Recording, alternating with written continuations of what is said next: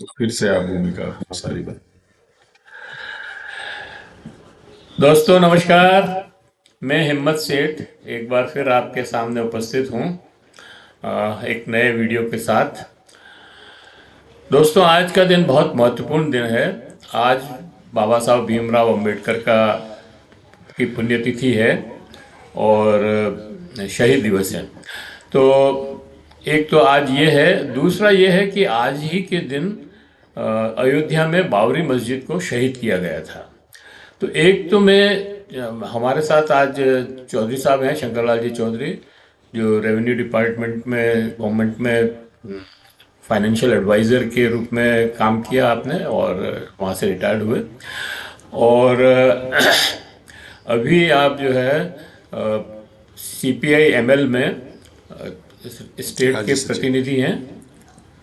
राज्य सचिव। हाँ, राज्य सचिव हैं और प्रतापगढ़ को विशेष रूप से देख रहे हैं।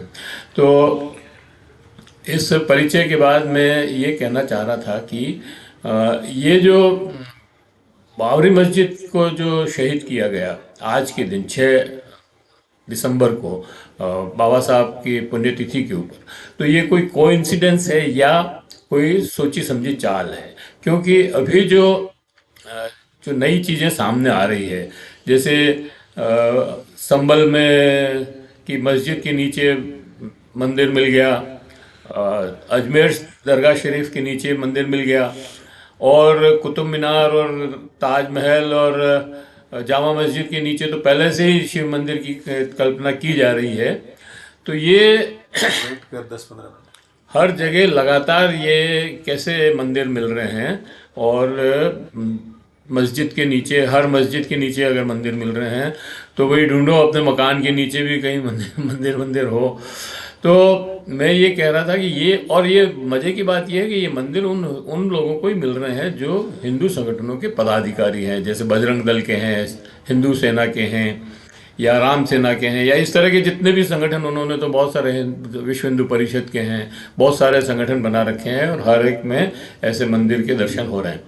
तो ये मतलब बाकी लोगों को क्यों नहीं दिखते हैं और उन्हीं को क्यों दिख रहे हैं, ये भी एक प्रश्न है।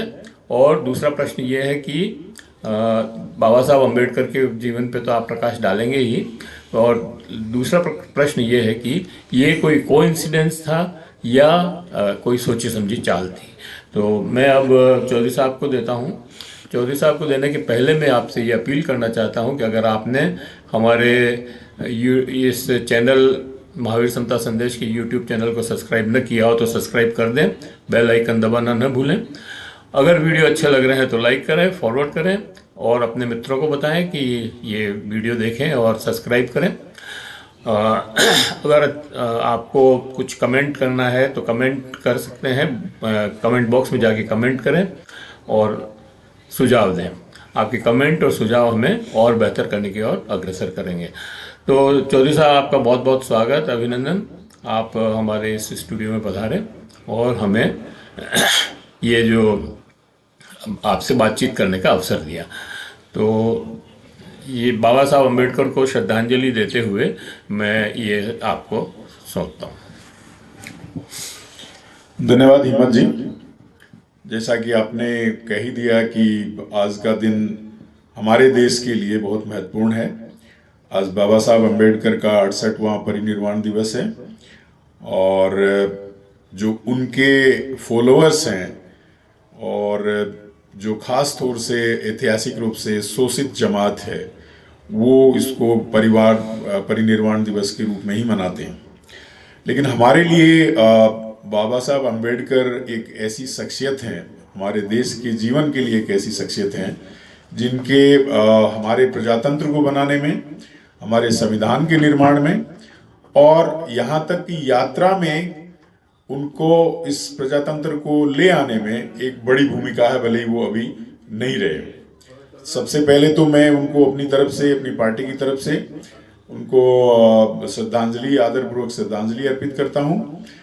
और ये खास तौर से ये मैं कहना चाहता हूँ कि बाबा साहब अम्बेडकर जब वो जीवित थे और अपना सीधा योगदान भारत के लोकतंत्र को बनाने में, संविधान को बनाने में कर रहे थे, जो योगदान उन्होंने किया, वो इतना बड़ा योगदान है कि उसको अगर देखा जाए तो उसको एक छोटे वीडियो में क्या बहुत सारी फिल्म में भी पूरी तरह से इसको समेटना बहुत मुश्किल काम है।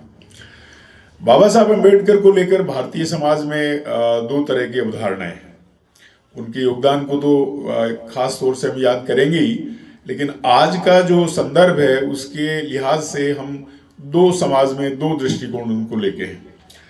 एक जो प्रजातंत्र पसंद हैं, जो भारत में न्याय पसंद हैं, जो समानता पसंद लोग हैं, उनके लिए उनका एक दृष्टिकोण है, और दूसरा जो उसके बिल्कुल विपरीत है, तो जो मानते हैं कि भारत में संविधान का आगमन एक तरह से भारतीय संस्कृति के विरुद्ध, भारत में जो यहाँ की असमान संस्कृति रही है, जो ऊंच नीच भरी संस्कृति रही है, जिसको संस्कृति का नाम देते हैं, धर्म का आवरण में उनको लेते हैं, एक उनका दृष्टिकोण।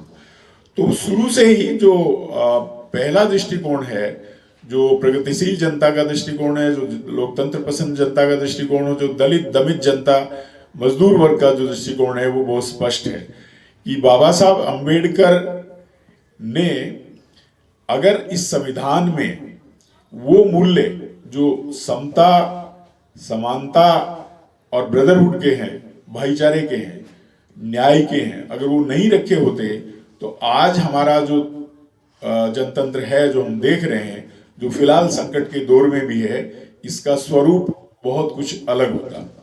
और ये बात हम इसलिए भी कह सकते हैं कि जब जब भी कोई प्रगतिशील बात, प्रजातंत्र को गहरा करने की बात आई है, तब उस दूसरी श्रेणी वाले जो लोग हैं, जो समूह हैं, जो सामाजिक वर्ग हैं, उनकी तरफ से हमेशा एक बाधा पहुंचाने की कोशिश की गई है। उदाहरण के लिए, जब मैं ये कहूं कि बाबा साहब ने जब संविधान सामने रखा, जो साम्राज्यवादी ताकतों को यहाँ से भगा के यहाँ की जनता के बड़े आंदोलन के जरिए और खासतौर से राजे रजवाड़ों को समाप्त करके जब यहाँ प्रजातंत्र की नींव रखी, तो बाबा साहब के संविधान का इसमें इमेंस योगदान है। तो उस दौरान जब संविधान आया तो उन समूह ने जो आज संविधान का विरोध कर रहे हैं, संविधान को गाहे बगाए वो पीछे धकेल देना चाहते हैं, उन्होंने कहा था कि इसमें कुछ भी भारतीयता नहीं है, ये बिल्कुल विशुद्ध रूप से ऐसे लोगों का ऐसी संस्कृति की ओर हमको ले जाएगा जो भारतीय नहीं है और पाश्चात्य है। तो उनका पूरा का पूरा दृष्टिकोण एक तरीके से इस संविधान को, इस न्यायपूर्ण संविधान को, समतावादी संविधान को, भ्रातृत्व वाले संविधान को खारिज करने वाला था। तो आज अगर हम हमारे समाज में जैसी भी स्थिति देख रहे हैं, अगर सामंती जमाने ब्राह्मणवादी सामंतवादी जो व्यवस्था थी उसके बरखिलाफ आज हम संविधान की जो ताकत देख रहे हैं, प्रजातंत्र जो जितना भी गिरा हुआ है उसकी ताकत देख रहे हैं, तो मुझे लगता है कि इसमें सबसे बड़ा योगदान अगर किसी का रहा, मैं अन्यों के योगदान को छोटा करके नहीं कहना चाहता हूं, लेकिन सबसे बड़ा योगदान बाबा साहब अम्बेडकर का ही रहा है। दूसरी बात आपने ये कही कि आज जो ताकतें हैं जो एक तरीके से हर मस्जिद के नीचे मंदिर खोज रही हैं, मानी सीधा रूप से राजनीतिक रूप से उनको चिन्हित करें तो हिंदुत्ववादी ताकतें, और राजनीतिक रूप से उनको कहें तो भारतीय जनता पार्टी और उनका परिवार, आरएसएस जिसकी मूल माँ है कह सकते हैं, ये मुख्य रूप से उनका जो भारतीयता और जो हिंदुत्व की बात है, वो भले ही ये कुछ भी कहें, लेकिन असल में वो इस पुरातन जातिवादी तंत्र जो कि भारतीय संविधान की अवधारणा के बिल्कुल विपरीत है, उसकी पुनः प्रतिष्ठा करना चाहते हैं, और वो भारतीयता और संस्कृति के नाम पे करना चाहते हैं। और आपने कहा कि मानी ये कोई इंसिडेंस है, कोइंसिडेंस है, या फिर कोई जानबूझ के चुनी हुई तारीख है कि 6 दिसंबर को इन्होंने बाबरी मस्जिद को शहीद करना क्यों ठीक समझा, तो मुझे लगता है कि ऐसा लिखित में कुछ नहीं मिलता।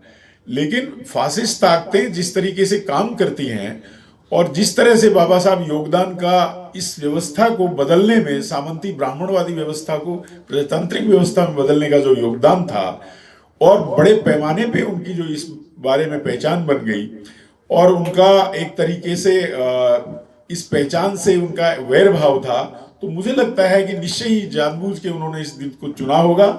और अब हम देखें उस बाबरी मस्जिद के शहीद करने के दिन को, वो हिंदुत्व शौर्य हिंदुओं के शौर्य दिवस के रूप में मनाते हैं। मानी बाबा साहब का परिनिर्वाण दिवस और उनके योगदान करने के दिन को एक तरीके से उन्होंने हिंदुत्ववादी या हिंदूवादी शौर्य दिवस के रूप में उसको बदल दिया। तो मुझे लगता है ये कोई संयोग की बात नहीं है, बल्कि बकायदा चुना हुआ दिन है जो उन्होंने बाबरी मस्जिद को शहीद करने के लिए चुना। ये मेरी समझ है इस बारे में। और जहां तक बाबा साहब अम्बेडकर का आज का सवाल है, आज हम देख रहे हैं कि जब से भारतीय जनता पार्टी का शासन हमारे देश में है, पिछले 10-11 साल तो उनको हो ही गए, तो इसमें बाबा साहब का लाया हुआ संविधान, वो स्थापित जो हमारे प्रजातंत्र की नींव है, वो निश्चय ही खतरे में है। उन्होंने एक तरीके से प्रजातंत्र को, जो उनकी मूल जो दुश्मनी है एक तरीके से प्रजातंत्र से, उसका प्रजातंत्र के नाम पे ही उसको अपहरित किया जा रहा है। और इसमें वो गाहे बगाए जो इसमें जो बाबा साहब अम्बेडकर के विचारों की जो ताकत है, उसको पीछे धकेलने की भी कोशिश कर रहे हैं। साथ ही साथ वो एक चालाकी ये भी कर रहे हैं, जो पहले अम्बेडकर को सीधा वो गाली दिया करते थे, अम्बेडकर के प्रति प्रतिकार दिखाते थे, वो नहीं करके टैक्टिकली अब उन्होंने बाबा साहब की इमेज, बड़े बड़े फोटो अपने कार्यक्रमों में लगाना शुरू कर दिया। एक तरीके से उनको प्रभु बना के पूजा उनकी शुरू कर दी, लेकिन उनके जो मूल्य हैं, उनके जो विचार हैं, जो उनका उदान है, उसके बिल्कुल विपरीत काम कर रहे हैं। लेकिन हम जो प्रजातंत्र चाहने वाले हैं, हम आज संविधान को बचाने के लिए कटिबद्ध हैं। और पूरे देश में बाबा साहब अम्बेडकर को आज याद करने का सीधा सीधा मतलब ये है कि ये जो ताकतें संविधान के सामने आज एक चुनौती बन के खड़ी हुई हैं, उनको शिकस्त दी जाए, उनको वैचारिक रूप से खारिज किया जाए। ये मैं संक्षेप में अपनी बात उनके बारे में कहना चाहता हूं। और उसके आगे और कोई आपका प्रश्न हो तो आप जरूर।